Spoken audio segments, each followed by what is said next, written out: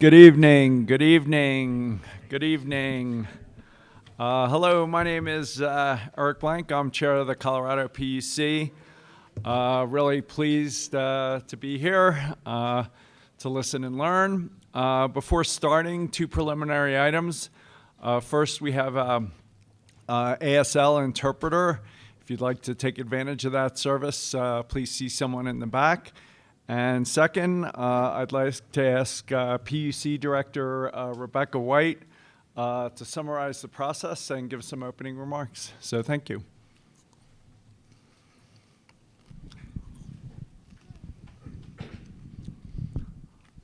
All right, is this on? Yeah, okay. I want to stand awkwardly this way because it feels weird to have my back to y'all. Good evening. Thank you so much for taking time out of your evening, and you have much better things you'd probably rather be doing right now. So we really want to honor that you've devoted the next couple hours or less maybe of your life to letting the commission hear from you. So thank you very much for that. I just want to read a bit about what's before us tonight, so we all have the same set of facts. So one number I want to leave you all with, if you want to keep following along on this case, we rely on numbers at the PUC. And this particular case has a proceeding number, which is 25A-0355E. So at any point after tonight, you want to go into the PUC website, go to e-filings, you enter that number in, and you can find out everything that has been filed, said, deliberated on this case. And that's how we work across the Public Utilities Commission. Yeah, sure. 25A as an apple, -0355E as an elephant.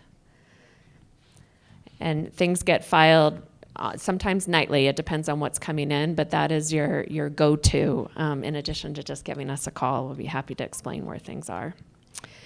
So by way of background, this all started in August 26 of 2025 when Xcel Energy requested that the Public Utilities Commission authorize it to begin construction of Segment 5 of the Colorado Power Pathway Transmission Project in El Paso County. The Commission had found a need overall for this project back in 2022, but the issue before us now is whether construction of the line can proceed as proposed through El Paso County. Xcel's request to the Commission is in response to the county's denial of the land use application that Xcel submitted for approval related to about 45 miles of the pathway located in this county. Colorado law accounts for this potential conflict between local land use decisions and broader statewide energy interests and allows a utility like Xcel Energy to appeal to the Commission an adverse local government decision. That's what's happening here. Today's public meeting is an important part of the process for this case. State law also requires that the Commission consider the specific factors set out in statute to decide whether this project should move forward. These factors include the following: the need for the transmission line, the conflict with the local land use plan, whether the line will exacerbate a natural hazard, feasible alternatives, the basis for the local government's decision, and the impact on local residents. And I should say that's not a exhaustive list, but that's a set of some of the criteria. So these are the kind of issues most relevant for comments today to inform the record of this proceeding and help the commissioners reach their final decision. Does anyone want me to read those again, or you're good? Got it, okay. I will stop talking. After today's public comment hearing, the next step is for a hearing in mid-February. That will be on our YouTube page. Everything that the commission does is pretty much in the public view, so you can watch that on YouTube. So that's when the commissioners will deliberate and make their decision, which is a final decision is expected in mid-April. And again, all that can be found via that proceeding number, 25A-0355E. Thanks very much, Mr. Chair. Thank you, Director Wright. With that, we're now on the record. It is a little past 5 p.m. on January 26, 2026. Again, this is a public comment hearing and proceeding number 25A0355E. The Xcel Energy requests to begin construction on segment 5 of its Colorado Power Pathway transmission project in El Paso County. So far in this case, Xcel Energy, El Paso County, and other interveners have filed testimony into the proceeding. The purpose of today's hearing is to receive oral comments from members of the public regarding Xcel Energy's application. Again, I'm Eric Blank, the Commission Chair. Can my colleagues introduce themselves for the record? Good evening, everybody. I'm Tom Plant. Big mic to move, sorry. Good evening, Commissioner Megan Gilman. Thanks, guys. Before we begin taking comments, I would like to briefly explain how this type of hearing works.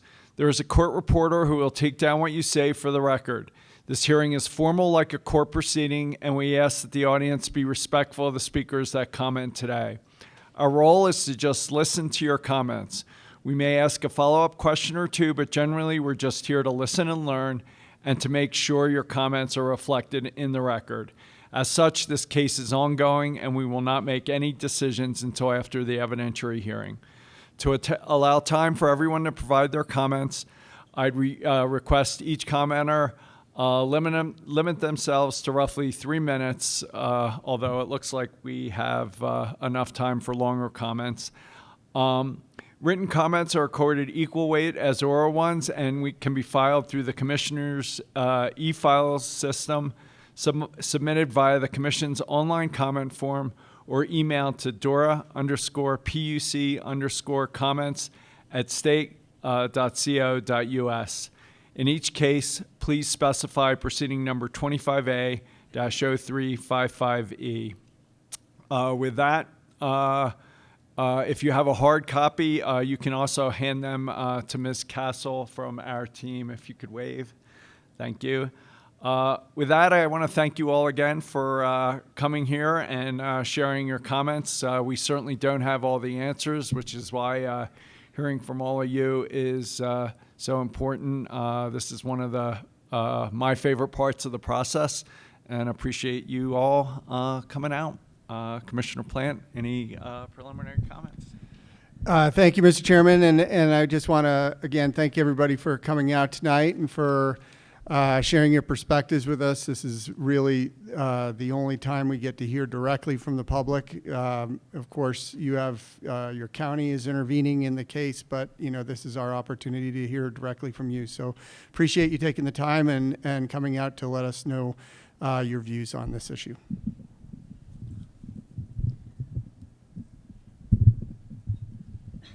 Thanks. Just wanted to echo that. Really appreciate you all spending your evening here with us.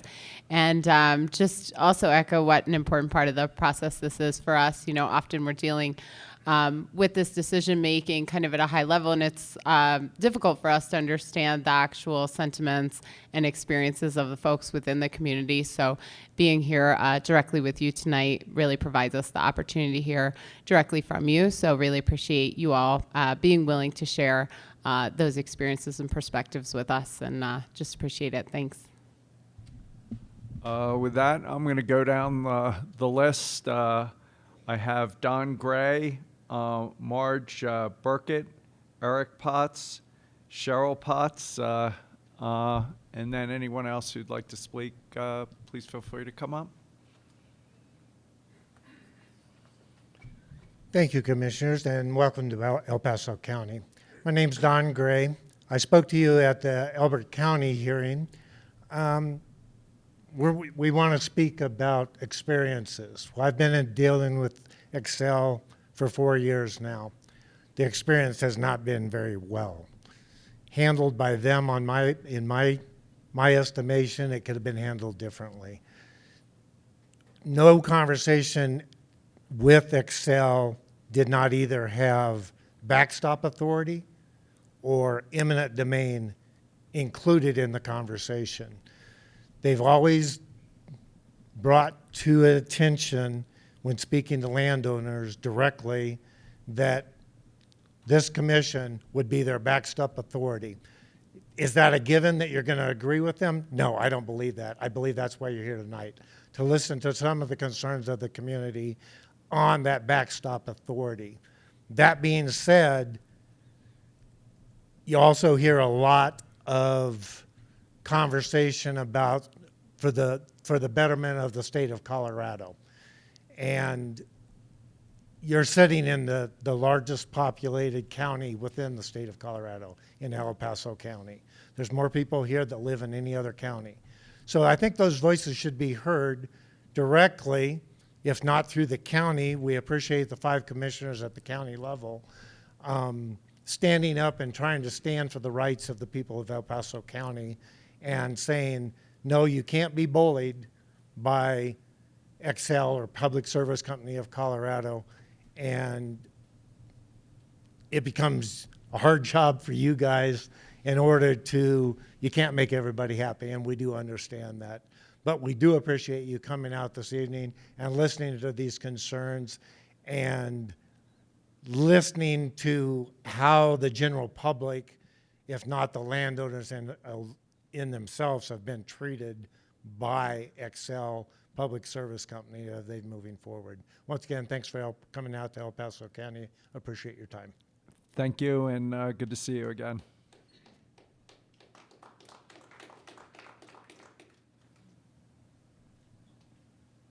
Hi, thank you for coming. I'm Marge Burkett, and I am a landowner. I'm against the power pathway for many reasons. You can ditto what Gilbert County told you and put it on my list. But there's something else I'd like you to consider that has a little bit broader perspective, and that is Nexera. We are being bombarded surrounding our property with people signing up, and they are going to build more wind turbines.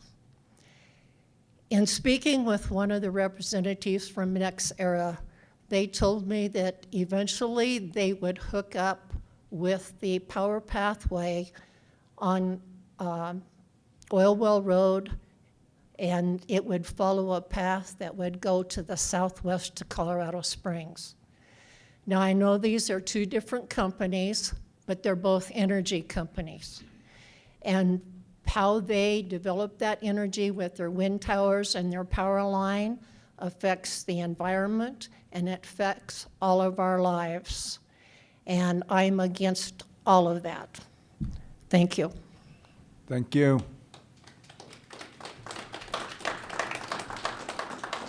Eric Potts. Good evening. Thanks for coming out and thanks for letting us speak. My name's Eric Potts. I live on a small ranch in Rush. We bought it in 2018. And as with most everyone here, whether they're generational ranchers or farmers, or like us, we just moved out of the city chaos to enjoy the tranquility and peace of the county or the country. I was in attendance of the commission meeting on the 24th with Xcel, and I also spoke there. I've got several issues with this power pathway project. First off, the fire danger in eastern El Paso County is we live in a high wind area with lots of wildland grasses. When the fire risk plan was discussed, one of the issues was Xcel stated they had not currently received a call back from anyone at Tri-County Fire yet. Well, that's a volunteer fire department.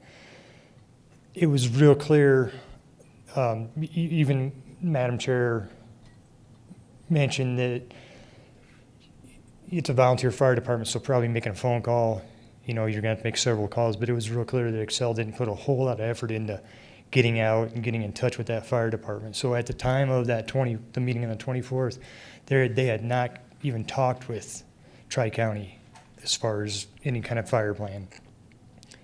The fire prevention plan that Xcel did present was incomplete at best. I mean, the only real answer that they could give anybody was, we're going to put a camera up somewhere on the east side of Colorado Springs so we can see smoke. Well, by the time anybody gets deployed there with a 20, 30, 40 mile an hour wind, that fire is going to be out of control.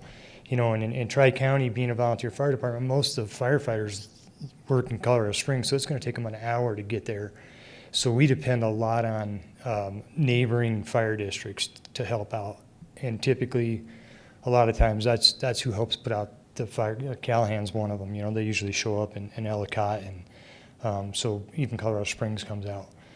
So I think there's a big problem with the fire plan that they put in and tried to explain was going to happen. Not once did Xcel mention the public safety shutoff deal, and they've done it three times now along the Front Range, December 17th and 19th and January 14th, in areas that have much larger fire districts and a lot more equipment, a lot more personnel. I mean, they didn't even mention doing that out here during high winds. And I mean, for us to have a 80-mile-an-hour wind that's an average day out here. Xcel was asked numerous questions on fires. Of course, the Marshall Fire was a big one, and they denied any responsibility for that fire on the 24th. Yet, the 24th of September, they wrote a $640 million check for that fire. So that to me says that they knew that was their fault, and they also know that overhead power lines can cause a fire. Any kind of overhead power line can blow down and cause a fire. They were also asked numerous times by multiple commissioners about the wind load on the poles, and they never really came to a rock solid answer. They mentioned that they could, I think it was 95% sustained was the max that pole could handle.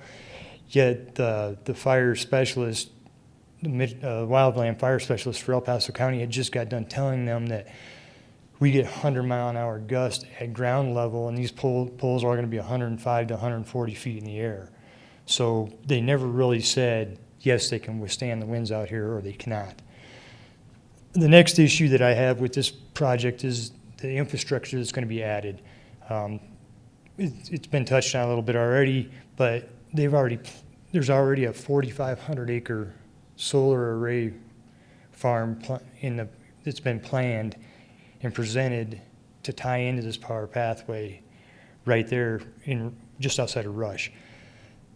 You know, when you get that magnitude of transmission line, it brings all those extra green energy things, and I get that, but this county cannot, that eastern part of El Paso County, we don't have any infrastructure. Our roads are already terrible, and when you're talking about that many guys running around all the time on that size of a solar array farm, it's just going to tear our stuff up, not to mention, once again, emergency response stuff. You know, we don't have the emergency response personnel or equipment to take on a bunch of extra people running around out there. Sorry. These roads are already, diminishing with that extra traffic on it. It's just going to make it worse. And then, the power pathways with the other things coming in with it, the solar farms, wind farms, not so much wind farms, but we're going to lose valuable grazing and farming land, and Colorado already leads that category in losing the most in the nation last year. So I just hate to see any more disappear. If this project has so many benefits for the state as we keep hearing, why is the Front Range the only one that's really benefiting from it when other counties like El Paso County are burdening the danger and having to put up with that running through us and try to figure out how we can keep our county from burning down. If the metro area really needs the energy, they can try to put solar panels over the tens of thousands of parking spaces and hundreds of thousands of structures, and this problem would be solved. I want to thank you guys for your time, and I would just encourage you when you're making your decision to remember who you're representing, and that's the communities, the people, and the taxpayers of the state of Colorado. Thank you. Thank you.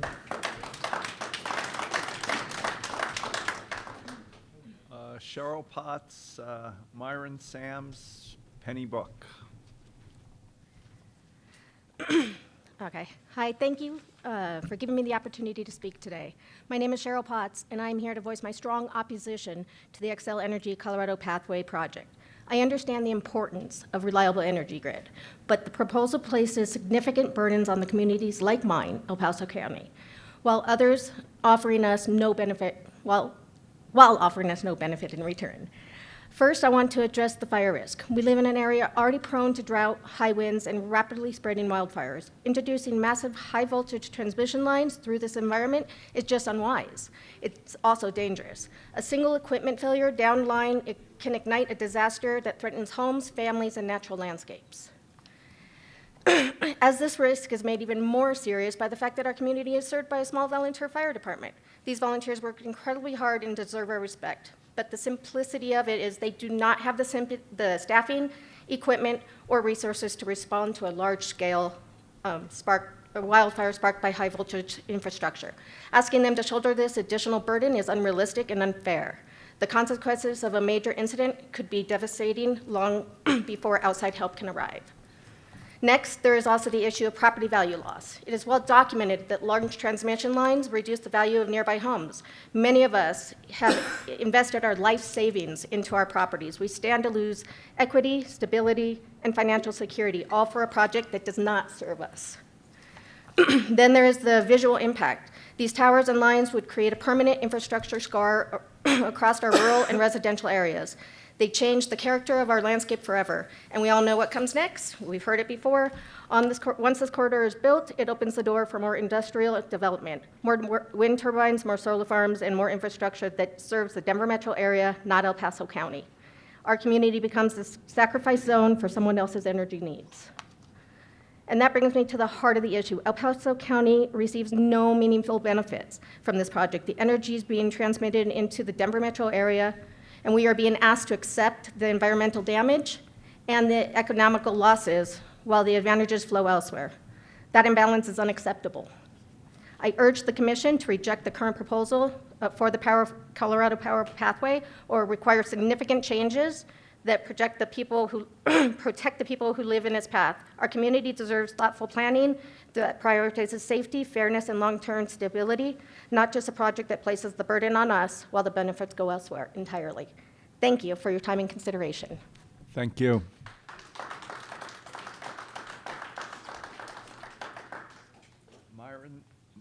Myron Sands, Penny Book.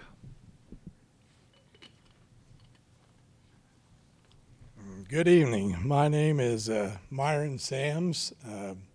We're landowners that are in the southeast corner of the county here. We're not new to the area. My grandfather came here 106 years ago, 1920, and I still have his place and the land that where he came in and bought, and came from Iowa. But anyway, we're on the other side, or I am, that they helped. Xcel approached us and wanted to lease or have easement through our land. They're going to have about 4 miles through our land, and we gave them that easement. And on our side of it, Xcel's been very well to work with. They have answered my questions and the concerns that I had, and so we went ahead and gave them permission to come on through. As far as the fire risk that I think that everybody's concerned about, I think, in my opinion, I don't think it's a large risk because we've had Mountain View lines out there since for 80 years, and I've seen those lines down, and they've never started a fire. But these lines will be new, they'll be well constructed. Not saying they couldn't go down, that they could start a fire, but in my opinion, the risk is low. I think there will be some financial benefit, there is for us that they're going across.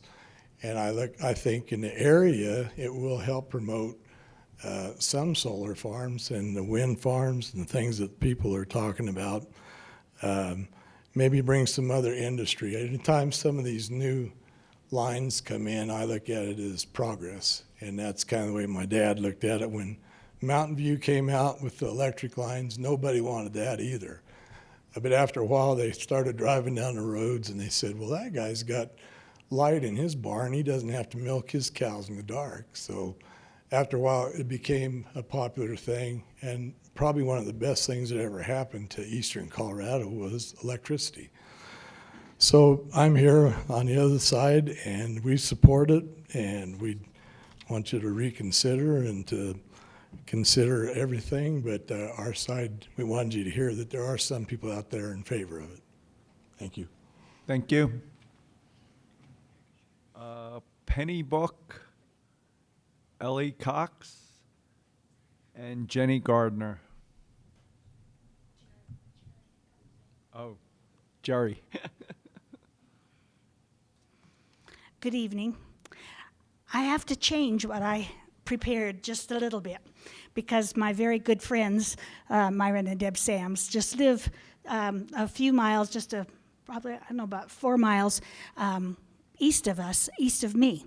And I appreciate Myron's point of view, but I have to say the transmission lines aren't going to go through our land, but I will be able to see them and the effects of them. And so some of the things, as much as I love you, I just want to address that just a little bit.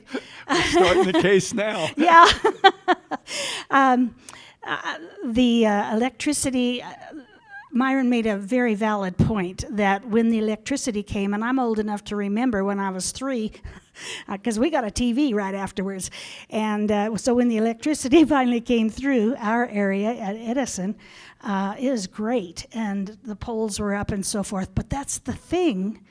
We benefited from it. That's the difference in this. So we have no benefit in this. It goes to Denver and urban. So may I start now? The floor is yours, I ma'am. do love you. I want to also thank you for saying what you did about you don't understand what the impact is from us unless you hear from us. And so thank you for saying that, because actually that's a lot of what I want to say. I tend to get from my heart. I don't have all of the P's and Q's of numbers and so forth, but I want you to hear what I want to say besides all of the rest of it that everybody else has said. There's not enough time for me to reiterate all of that, but if I could, I would. So anyway, my name is Penny Book, and I represent the Book Land and Cattle in Rush, Colorado. An earlier proposed route went right through all of our land, but it has since moved east to Myron's land, but I'm still going to be affected by it. So I have previously contacted PUC, congressmen, county commissioners, etc., so my comments are already out there, basically. But I was thinking about this whole thing this last week and wondered what I could say to add to my statements, and a picture came to mind. I see people sitting in Denver in a boardroom, brainstorming about how to provide more electricity to and for Denver. There's a need. Somebody might have said, let's look at the Colorado map. We have mountains to the west, the Front Range, Denver, and look. Massive land in eastern Colorado. In March of, and I thought it was 2021, but I think you said 2022, Xcel made a proposal to the PUC. They described the Eastern Plains as a, and I quote, clean energy highway, unquote, unquote. I live in the, quote again, clean energy rich Eastern Plains of Colorado, unquote. That came from Xcel. That's what they see. And boy, does that sound good if you don't know what's going on in that area. What a bonanza, and a great solution to everyone's problems. The federal government is giving incentives to develop and install, quote, green energy, wind turbines, etc. They need electricity. Denver needs electricity. Almost nobody lives on the Eastern Plains. It's a win-win. But a lot of people live there. My grandkids are 5th generation on our ranch. We are stewards of the land. We take care of it. It takes care of us. I care if ginormous transmission lines go through my or my neighbor's property. I care if in the pursuit of developing, quote, clean green energy, Xcel uses our resources, water, roads, and yet we receive absolutely no benefit from these lines. I really don't want to see what comes next. Wind turbines, those flashing red lights, they're all in sync and it's constant. And I live at Rush, but I see Calhan's. Our governor, also in a room in Denver, along with his Congress, makes one anti-agricultural, anti-rural decision after another. He doesn't have a clue about rural Colorado. His goal is to achieve 100% renewable energy by 2040 or so, he says. So the race is on. Let's not consider the ramifications of these Denver decisions. Let's just plow through the land of least resistance. When he runs into a roadblock, he just legislates around it, around the problem. Elbert County and El Paso County has said no. So here is what Governor Polis said. Quote, "You're going to hear a lot about energy this session," Polis said, "including making it easier to permit energy projects and get them done. One of the reasons we can't have nice things is we don't let them be built," unquote. Some of those changes may be tied to a rewrite of the laws governing Colorado's Public Utilities Commission, which oversees how much some consumers pay for things. This is from the Colorado Sun. And here we are. I'm not against progress. I know that we're going to need a lot more electricity in many ways. I mean, this AI data stuff is just totally above my head. But putting up huge transmission lines and letting the plains with not green wind turbines, or litter with green wind turbines is not the answer. Not when the people have said no. Build actual green nuclear power plants. Buy Denver. Buy urban areas. It only takes 60 acres to do that? Lincoln County has said yes. Adjust the transmission lines further east with property owners' permission.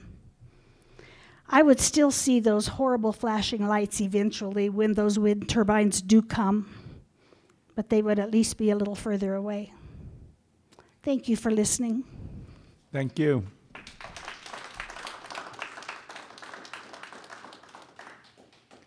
Ellie Cox. So I have a few handouts. Can I give to you guys? Sure. Just really short. No novels.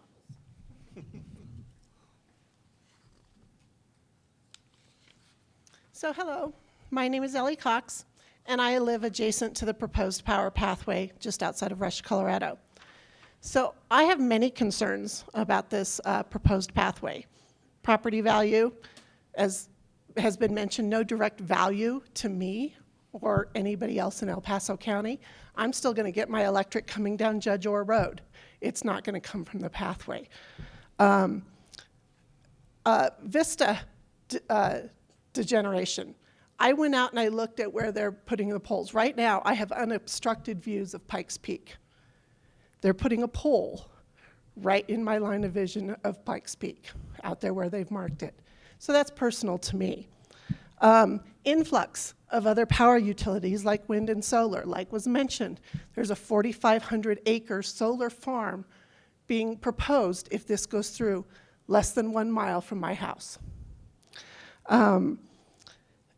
But the thing that I'm going to talk to you about today is the thing that scares me the worst, and it's been touched on here before, and that is wildfire, and especially out here, grassland fire.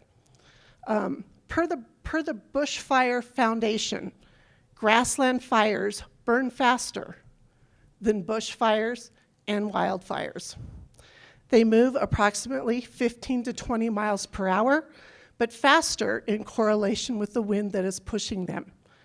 If you refer to the little map that I gave you at the top, that's the wind speed or the wind strength out here. If you'll notice, you'll see a little pinpoint out there. That's me. And as you can see out there where I live, that red area, that area of Colorado is windy, very windy. I don't have to look at a wind map to know this. I know this because I have to go and find all the things that have blown away because I didn't batten them down the night before. Or I can take my wet laundry out and hang it on the line. And as long as I use really good, strong clothespins and it doesn't blow into the pasture, my clothes dry in 15 minutes. It is windy out here. Last year, March 3rd to be exact, the wind was so strong, it blew down 70 electrical poles in one gust. Most of those down Judge Orr Road and then in other places throughout the county. One gust, 70 electrical poles. We have a 53-foot trailer that we store stuff in, heavy trailer. We have to batten it down. We have to tie it to the ground because the wind out here is so strong. It has picked it up, it has moved it sideways, and it is tilted so that all of the stuff inside has fallen over. So also listed, also on your little sheet there, is a list of the wind and fire warnings that have been posted by our local electric company and our fire departments. This is just within the last year, it's that little center section there. So you'll notice there's a lot of wind alerts, there's a lot of fire alerts, there's a lot of critical wind and fire alerts issued out here. So when wind is a problem, so is fire. And that's not even a complete list. That's just what I went on Facebook and pulled off. So there's a correlation here. When there's a wind warning, there's many times a fire warning with it as well. We are dry out here, always. When it rains in the spring and summer, the sandy ground out here soaks up that moisture, and the winds come through and it dries everything out. We are dry. So wind is a problem. And fire is a problem out here. So how does that equate to Xcel's proposed power pathway? Just last month, December, 12,000 acres burned in Yuma County near Akron due to multiple overhead lines downed by wind. Also in December, just west of Fort Collins, a small wildfire was reported started by downed Xcel power lines. That's just last month. And then let me remind you of December 2021. 2 small fires were started just east of Highway 94 and Marshall Road, just south of Boulder. One caused by an unmoored Xcel Energy cable. So Xcel's denied responsibility for this, but as was mentioned, they've paid $640 million in settlements to Marshall Fire survivors. It's not intentional. It's just something that happens with wind and overhead power lines. So that small fire moved to the town of Louisville in roughly 1 hour, driven by high winds. Louisville, Colorado has 3 fire stations, staffed with approximately 55 full-time firefighters. Lafayette, Colorado has 2 fire stations, staffed with 40 full-time firefighters. Mountain View Fire Rescue has 2 fire stations in the area. They also have one up El Dorado Canyon with 12 full-time firefighters. Boulder Fire Department has more than 100 full-time fire departments, and they were about 15 minutes away. West Metro Fire Department is also in that vicinity with about the same number of firefighters. That's more than 200 full-time firefighters who were within minutes of the approaching fire. And it was still a devastating firestorm. So let's look at what our fire response capabilities near this proposed power pipeline is. Tri-County Volunteer Fire Department based out of Rush, Colorado. They have approximately 18 volunteer firefighters. Edison Fire Department District They have one station in Yoder and one farther south. It too is a volunteer fire department. These are the only two fire agencies that would respond to a fire caused by down power lines on this stretch. There are other entities. Calhan would respond, Simla would respond, Colorado Springs would get there, Falcon would get there eventually. But to my location, and I'm pretty close to the Tri-County station, but to my location, it would take Tri-County 15 minutes to get a truck from the fire station to my house. Volunteer. Somebody has to come from their home to the station, pick up apparatus, and get to my house. So it's only 15 minutes from the station to my house. Doesn't include the response time. I did ask, the average response time for Tri-County is about 23 minutes, which is exceptional, but it's still 23 minutes. Edison, if they responded, would take 20 to 25 minutes to get to my house. And again, this is drive time only, not response time to get that apparatus. So on your sheet, I did include a couple of those town fire departments that could assist. Again, mostly comprised of volunteers, and the response time to get to my location would be in excess of 20 minutes. The Marshall Fire had more than 200 full-time firefighters and multitudes of additional apparatus in the vicinity who could assist the Marshall Fire within minutes. And look what still happened. We have less than 75 volunteers with an average response time of 23 minutes. So I've read Xcel's fire mitigation plan, although it is odd that that link on their website is no longer available, and I had to go back through the filings to even find it. It's not even available for people to look at anymore. And it talks a lot about how they'll mitigate fire during construction, so no flammable materials, things like that. But it doesn't talk a lot about what happens once those lines are up. They briefly talked about having the ability to shut off power when a line goes down, or preemptively cutting power during high wind events. They also talked about spotting cameras placed at various locations to watch for smoke, none of which are very close to my house. And if these cameras do detect smoke, there's fire. And if there is also wind, which is most days out here, that spark will turn into a fast-moving grass fire in a very short period of time. Our fire departments can't get to us in a matter of minutes. There aren't enough of them, and there isn't enough equipment. So this could be catastrophic for those of us who live out here. Where I live, there are no fire breaks. There's very few trees. I probably have the most trees in the neighborhood because it's an old arbor. So this fire will run across the prairies. And another important thing to point out is there is no water out here. We do not have fire hydrants on every corner. We don't have rivers, we don't have lakes, we don't have streams, we don't have creeks. All of the water has to be brought in by truck to fight these fires. So I'm not knocking our volunteer fire departments. They are a godsend when we need them, and they do a wonderful job. But what I'm getting at is, how many times do we have to be hit over the head before we learn? It doesn't matter the good intentions. They can have all the good intentions they want.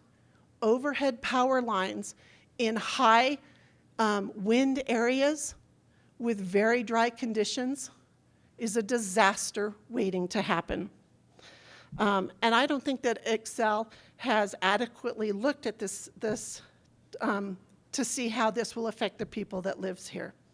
So there are options: different, better routing.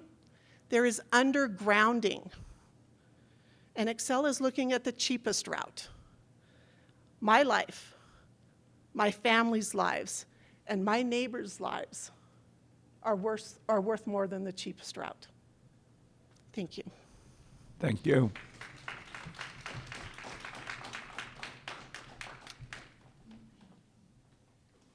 Jenny Gardner. Jeremy. Oh, sorry, Jerry is what's here. Good evening, Commissioners. My name is Jeremy Gardner. I am a fourth generation lifelong El Paso County resident. My daughter makes the fifth generation. Several weeks ago in Elbert County, I spoke to you as a representative of the local fire protection district. Tonight, however, I get to speak to you as a resident and a directly affected landowner. Before I start, though, I want to thank the El Paso County Commissioners for hearing us, making the correct determination, and denying the 1041 permit for this Xcel Energy and Polis land grab. A little history. In the spring of 1906, my great-grandparents Charles and Josephine Gardner left the St. Joseph, Missouri area. While pregnant, they traveled by train to Pueblo, Colorado. Once there, they bought a wagon, a team of horses, and a few other essentials. From Pueblo, they traveled on that wagon to rural El Paso County, roughly 16 miles southeast of here. It took 2 weeks. Under the Homestead Act, they obtained 120 acres and they built a sod house. My grandfather was the firstborn in that house in January of 1907. My great aunt, a few years later in 1909, was born in the same room. Later on, an uncle was also born in that room. About 30 years ago, I made a promise to my grandpa that I would look after and take care of the home place. The place where our family started, the place my great-grandparents and grandparents built. Fast forward to the recent past. That very room in that same house on that original sod foundation on that original homestead is the same room we brought my daughter home to almost 4 years ago. I do not want to raise our daughter underneath humming power lines, underneath turbines, and looking at a new, never-ending sea of solar panels. When the idea of this Xcel Pathway land grab first got going several years ago, we attended the first meeting they had here in Calhan. We also attended the first meeting they had over in Simla. And it was in Simla where I first realized one of the paths literally went right over the top of our home. I made it known that night that I would guarantee the line was not going through my house. I would go to my grave ensuring that would not happen. After attending virtually all the local meetings in regards to this project, it became very evident that Xcel did not care at all what we had to say. In fact, they put us neighbors against each other by playing pin the tail on the donkey, literally. Sure, Xcel can say they worked with the landowners and other stakeholders on line placement, because according to their pictures, the line was moved a little bit here and there. Ultimately, though, the final line is in the same place as it was in the beginning, right through the middle of 2 existing wind farms and right through part of our property, with no studies on impacts to wildlife or anything else. It is completely obvious they picked the lines based on the least financial resistance. They had their minds made up, along with the governor, on what was going to happen. Xcel, or should I say their subcontracted folks, were pretty good at painting a good picture and telling as many lies as they could to keep people calm. The biggest lie I was told, that we were told, is that when it came time to negotiate, we would be talking directly with Xcel, that they would come to our homes and we would come to fair prices. That never happened. We were sent a letter in the mail with an offer for an easement across our property. I called the subcontractor who signed that letter and asked him when we would meet with Xcel directly. He never answered that question. I stated that we would not sign anything until Xcel obtained their 1041 permit for El Paso County. And guess what? The very next letter we got from Xcel threatened us with eminent domain. We went through a couple of different attorneys who all told us that due to the size of our affected property that it would have cost us more in legal fees than what we would get out of Xcel, and that we would be better off negotiating with Xcel ourselves.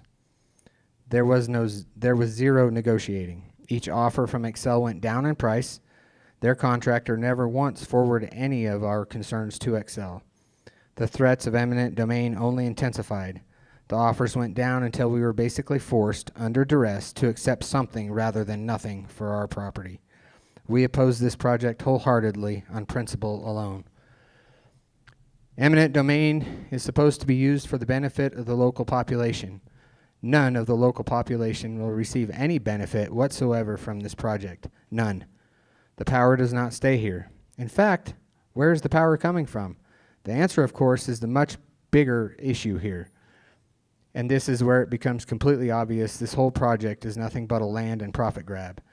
Xcel wants a monopoly on the power grid. Are you, as the PUC commissioners, really going to allow that to happen? It would appear that way, given the amount of money and control you already give to Xcel. And since when is a privately owned company given the power of eminent domain? When asked by El Paso County commissioners what they were going to do if this failed, Xcel's response, quote, "Oh, it won't. We will just have the PUC overturn it." Also, during the El Paso County 1041 hearing, Xcel rated virtually the entire segment 5 as low fire danger. Is Xcel really that ignorant? After causing the most devastating fire in Colorado history a few years ago, they rate the entire segment, not really that far away, as low fire danger. Is Xcel really not aware that prairie wildland fires kill more firefighters each year than forest fires? Maybe that is their goal, to burn all of us out, because it won't be as expensive as the Marshall Fire since we don't all live in million-dollar homes. They can just put the solar and wind farms in when everything else is burned down.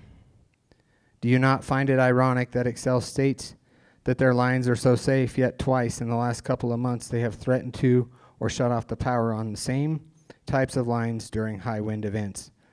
I am not a scientist or an electrical engineer, but if these lines were buried, would shutting off the power be necessary? Would the Marshall Fire have happened? I don't think so. But even with the high price of the 2021 Marshall Fire, Xcel banked a profit of $1.6 billion.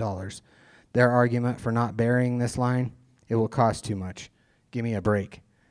Now Xcel wants to take our property for this line, but once again this line goes through, they will have control on all the other major transmission lines already going through the entire area.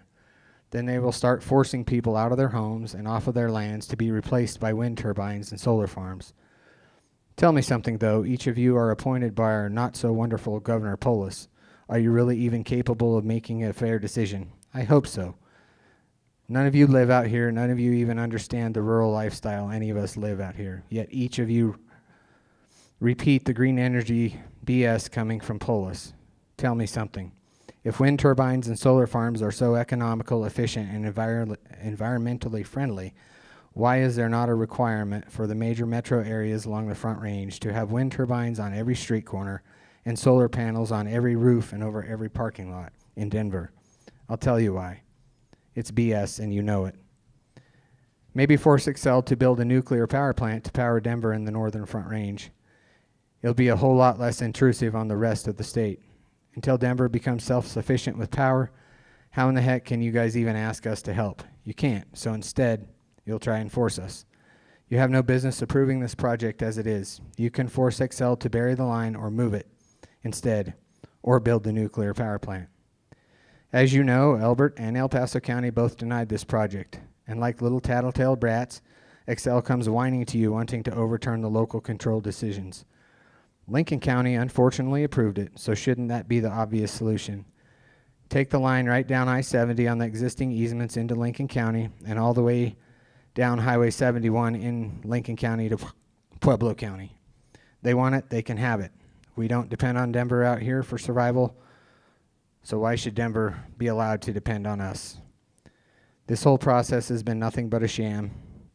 Do you really want to make El Paso and Elbert County that mad? Just a reminder, we have not yet played rural Colorado versus Denver, but keep pushing and sooner or later that will happen. I don't care if we are outnumbered. I ask that you leave us alone. Let us live the American dream the way we want. Let my family continue to honor and remember what my great-grandparents and grandparents spent their entire life doing, caring for the land. Don't ruin our land, our views, and our lives just to appease Denver and Mr. Polis. I have one more point. I've watched several of your online meetings. In each meeting, someone presents the facts to you as they see them. Then they make a recommendation to you as to how you should vote. Up until a couple weeks ago, the only information you had is what was force-fed to you by Governor Polis and Xcel Energy. I ask you sincerely to apply the census test to the situation. First, the eyes. This process has not looked good at all, and the towers are absolutely hideous. Second, the sound. Imagine living right next to a constant hum. It certainly smells fishy the way it has been thrown at us. And finally, the taste. It tastes horrible being shoved down our throats. I can assure you that if you let Xcel continue this path and continue to shove this down our throats, someday, rural Colorado, Elbert, and El Paso County will come at you shoving something down your throat, It will not look good, it will not smell good, and I can assure you when we shove it down your throats, it will taste even worse. Do not fear, though. We'll give you a couple bucks when we do it. I ask you, do the right thing here. Do the right thing for the residents of Elbert and El Paso County. Deny this appeal and deny this land grab. Thank you. Thank you.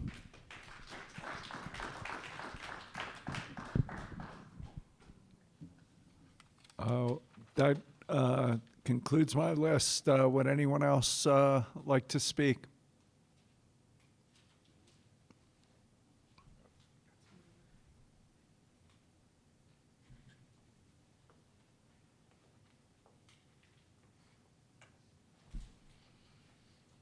If you could say your name. Oh, it's Gary Austin, Austin. And I just want to point out, I mean, after this last two people, I really can't say anything, but that isn't any more attuned to what's really felt out here and what really is happening in our lives. But I wanted to point out at the Planning Commission meeting and at the County Commissioner meeting, a lot of the Xcel people were here, actually, and they were asked questions at the county level, and most of the time they just flat didn't answer them. They couldn't answer them. The engineer would come up when we would ask questions about burying the line, and you know, it's just too expensive. Well, just this last winter, before, the fiber optic company that's up and coming over along Highway 86 went through and buried their line, which is a plastic tube. It's about that big around, call it 2.5 inches, 2 inches, something. I don't know how big the cables are, but I think they're not that big. And then they will come back when they get everything installed and run their fiber optic cable through that. They actually got caught in the winter and got stuck on our place. Very nice young people operating the equipment. And they came and, you know, said, hey, can we leave our machine out here for a while and we'll get it as soon as the snow goes away, which they did. You walk out there, I just looked at it yesterday, and it's the scar on the surface is not even as big as this tape on the ground. You really have to look to see where the grass was pulled apart, the pipe was dropped in, and then behind the machine, it was squeezed back together. They went through our place pretty rapidly, except for the snowstorm. I worked with a gentleman that invented that kind of technology in southern Wyoming 15 or 20 years ago, roughly. He didn't make very much money on it till he got it out and started using it. And the oil companies in that area have to bury their lines, and they have to, there is no electric power, and they require electric power at their stations to operate them. So all of their cables that run are buried, and they use this plow. And I don't understand why, even after I've read stories about these big towers getting blown down all around the country, why they insist on doing this. Not only is it really, really horrifically damaging to the wildlife and the flying wildlife and the vista, what we all really cherish, but it's, I don't think they're studying up. They were talking about bringing the cables in with helicopters, and I'm sitting there. I know a little bit about helicopters, and I know it's pretty doggone expensive to operate them. But I've still got the gentleman's key ring when I worked with him that many years ago, and that equipment exists. It was just through my place within months ago, and I just can't understand why it's always too expensive.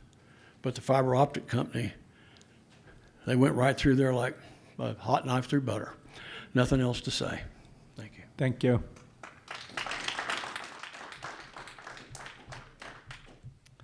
Would anyone else like to speak?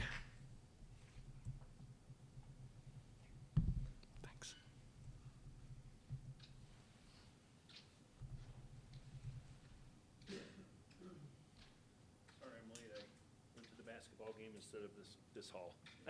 No worries. Hi, my name's Aaron Hicks. I'm the fire chief for the Edison Fire Protection District. Aaron Hicks, Hicks. I'm the fire chief for the Edison Fire Protection District in eastern Colorado.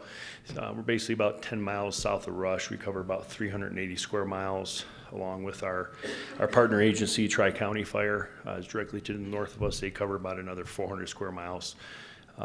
In all, this project is coming right through both of our fire districts. I myself am the new fire chief. I've only had that designation since about September.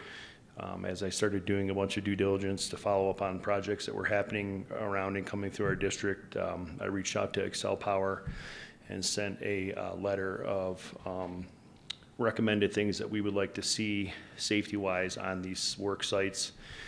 I sent it to, I don't remember now, I apologize, I'd have to look up at the email, and I didn't receive a response. So then I sent it to like 5 or 6 people at Xcel, thinking maybe this person who I had originally sent it to was not there any longer.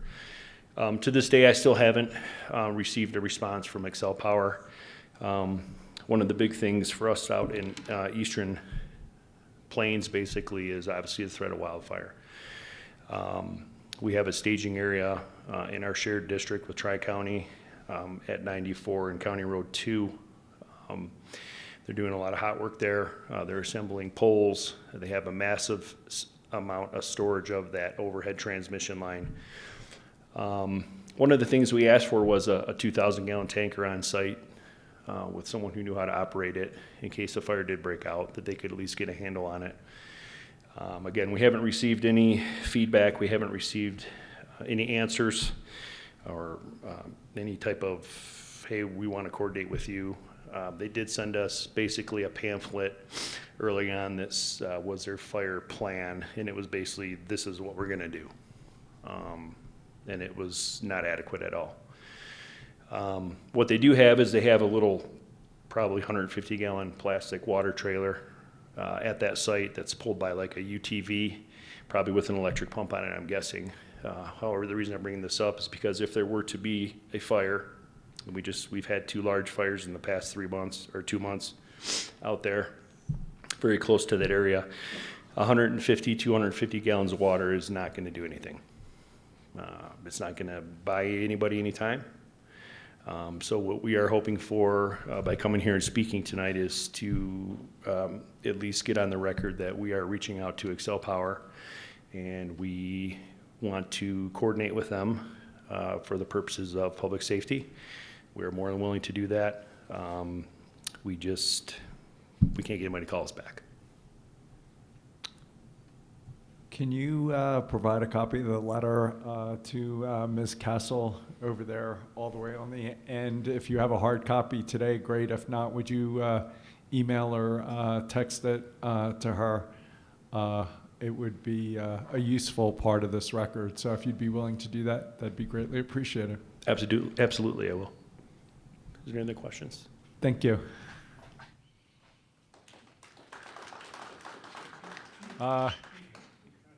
If you could wait, sir.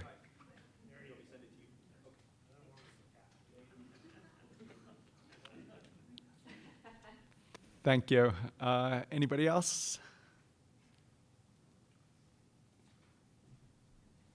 Good evening. My name's Lee Benjamin, and my family has had the opportunity to be in this community for a period of time, and I'd like to just offer just a little bit of country common sense to close out the evening. I don't know, maybe others will speak behind me. You've heard some concerns from the individuals that came this evening, primarily about fire and the lack of water, which is commonly used to put a fire down. At this elevation and at this latitude, when you get below 32 degrees, water seems to get hard. It's a common thing. I don't think it's any different here on the high plains as it would be in Brazil. So if we're going to try to stage water in different positions throughout this line, one would have to provide extra heat to ensure that the water would flow out the end of the line. So there's that issue. But I bet if you were to take a poll of all of those that are against this particular line and the delays that it's creating and the litigation that'll probably be coming along and all of the concerns, not only during the construction, but all of the years in which it'll be in place, and using common sense, and that common sense window is closing. I think you're going to have to make a decision by April. But if you would bury the line, I would think the majority of those in the room this evening would probably live with that. Most of us like electricity. We wouldn't be in this room with all this artificial lights without it. And it might be something to give some consideration to. I know there's people that are against the line, but a lot of times when they can't see it, they might not be as against it. So give it a little thought. Appreciate your time for coming out here this evening. And I encourage you to use a little cowboy common sense. Thank you. Thank you.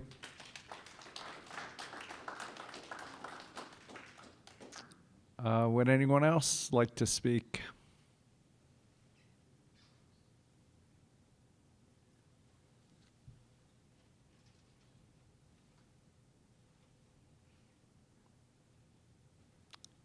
All right, well, it's 6:15. We'll take a break till 6:45.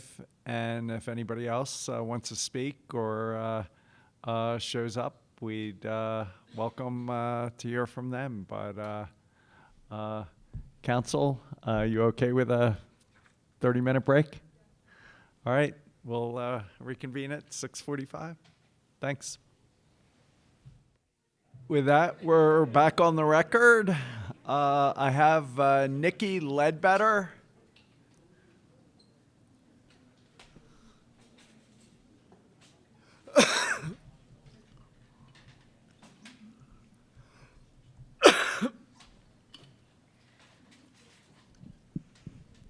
Hello, my name is Nikki Ledbetter.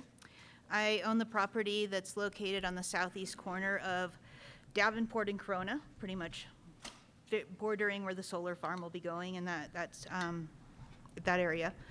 So all of my concerns echo everything everybody said tonight. I'm opposed to this, and for various reasons. Some is the fire, the safety, my property value, the noise from the overhead power lines, but there's more reasons. Xcel has come in and they haven't answered some of the questions that the residents have asked, or they've given vague answers. This shows that they're really lacking in integrity in how they're dealing with us. It shows that they're lacking transparency and community trust. So this is going to turn into future projects. This is not a good relationship to start off with like that when they can't answer basic questions and they're sharing information such as, you know, electricity flows like a river. It's not really quite like a river. If their engineers are speaking, they need to be honest with us. So my other question is, there's been a lot of federal government discussions about Trump cutting the cost for renewable energy. Who's going to pay for these projects when that happens? Is this going to be something that really doesn't benefit Colorado? Where are the studies? Who's presenting them? And will we see them? So I'm also concerned that they're a publicly traded company. They're acting like a monopoly. And then they're also coming and threatening with eminent domain to people who, they haven't secured the land use permit yet. So how can they come in and say, hey, we're going to, serve eminent domain on you? I understand it's a project plan. It came about in the boardroom. But when they're talking to us, they should be treating us with the same respect and the same transparency that they have with the governor, with the people in the boardroom. So that way they're building a little bit of trust. And, to come and say there's not a fire concern or there's not a major fire concern, tell us how you want to make that fire mitigated. How are you going to make that fire concern mitigated? If my house is right there and it's like 1.5 miles from these power lines, how do I know? I mean, I think my house insurance is like $800 a month right now. How do I know that it's not going to be $2,000 or $3,000 in a year once this goes in because of the fire dangers? How are they going to mitigate this? Give us those answers. Don't sideline the questions. Put them in writing. Actually sign up to what they're going to be doing.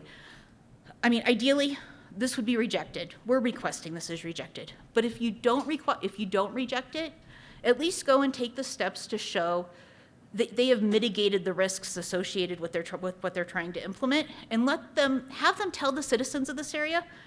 I know we're just a very small population in Colorado, but have them tell us what they're doing to mitigate it and give us real answers. Thank you. Thank you.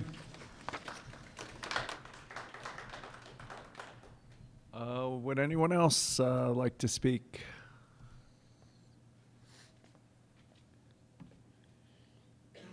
Good evening, Commissioners. Excuse me.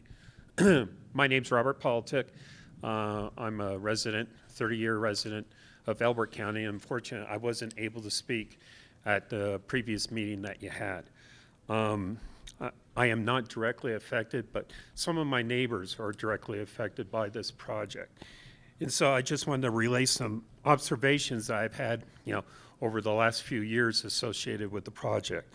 I do want to start with a quote, and that quote is from the country star John Rich, and he wrote a song called "The Devil in the TVA," and the first line of the chorus says, "You think you own something, but you don't own nothing." That was referencing an 88-year-old lady that was being sued by the TVA to take a majority of her 100-year-old farm for construction of a new natural gas plant. And this situation, as I've observed, with Xcel, it's not too much different. In the end, the TVA decided not to use eminent domain against her and instead used a retired coal plant to retrofit for natural gas. The ultimate use of recycling, if you would say. What Public Service Company of Colorado has done since their original application and approval by the PUC back in June of 2022, which they budgeted approximately $1.9 billion for this project, was simply to go through the motions to satisfy the states and the individual counties' minimum requirements. But in the end, based upon the denial by both El Paso and Elbert County, they didn't meet those minimum requirements. They simply chose to find the shortest route from southeast Colorado in the state to lay the route for the high voltage transmission line to the Harvest Mill substation. On March 31st of 2021, Public Service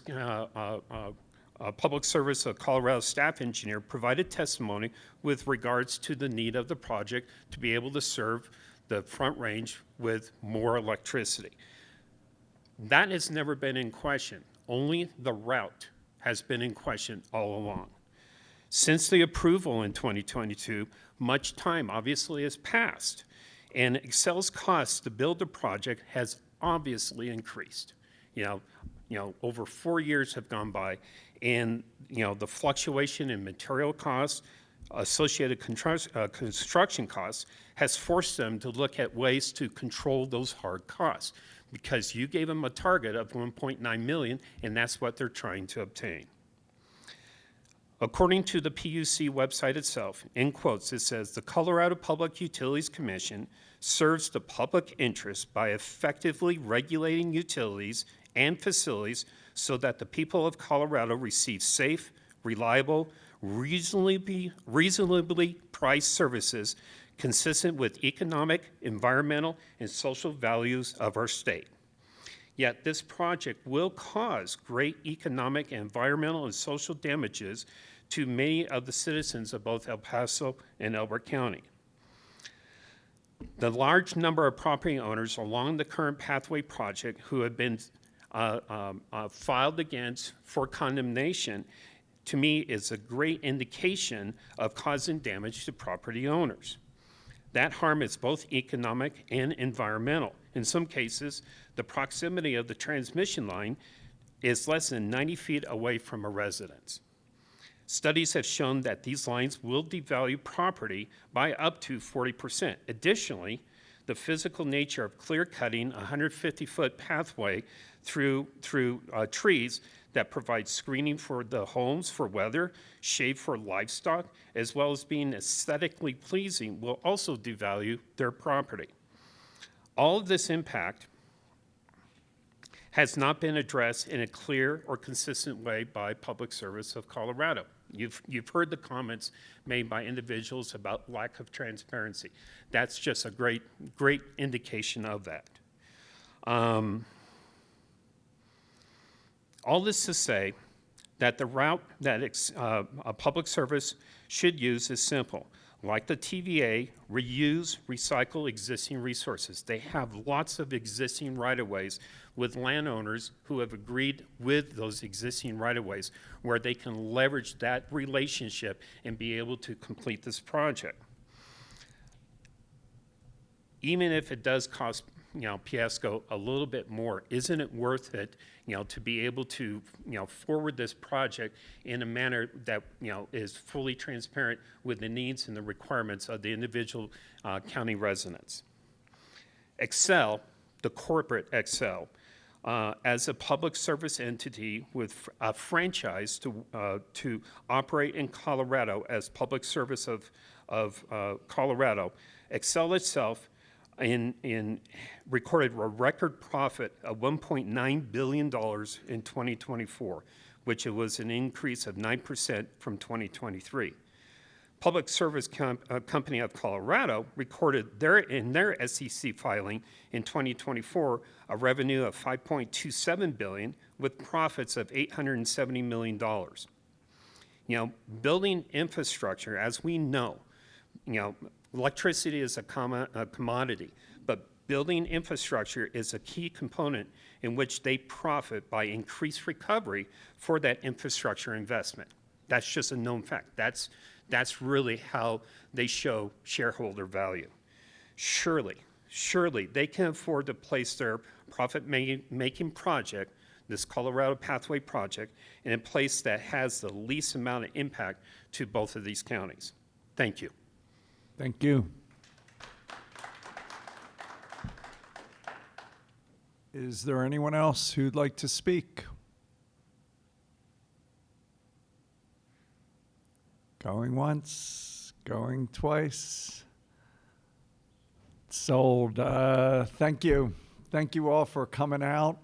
Really appreciate the opportunity to learn and understand from you all and spending your time with us. Yeah, very much appreciate you all sharing your experiences and your insights with us here as local residents, and just really appreciate that. And thank you so much for your willingness to come tonight.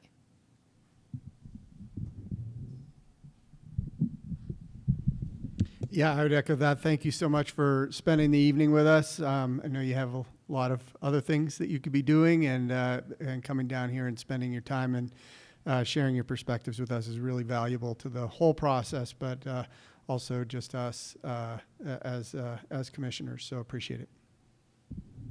Thanks. We're adjourned. One quick question. Do we get any feedback?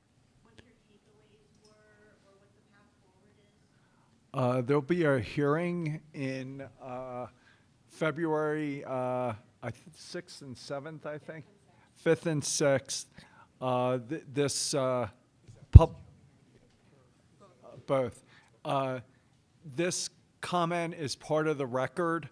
It's part of our understanding of what's happening here, and a final decision will happen in early April. Okay, thank you. Yes. One other question. So this is all also being litigated through the courts? It's being litigated through the Public Utilities Commission, so there'll be a formal hearing in early February with witnesses, testimony, cross-examination. Your public comments are part of that record. We'll have a final decision in April, and then any party is free to take it into the courts after our final decision. Okay, I thought Xcel filed district court lawsuits against Elbert and El Paso County. Thank you. Thanks all.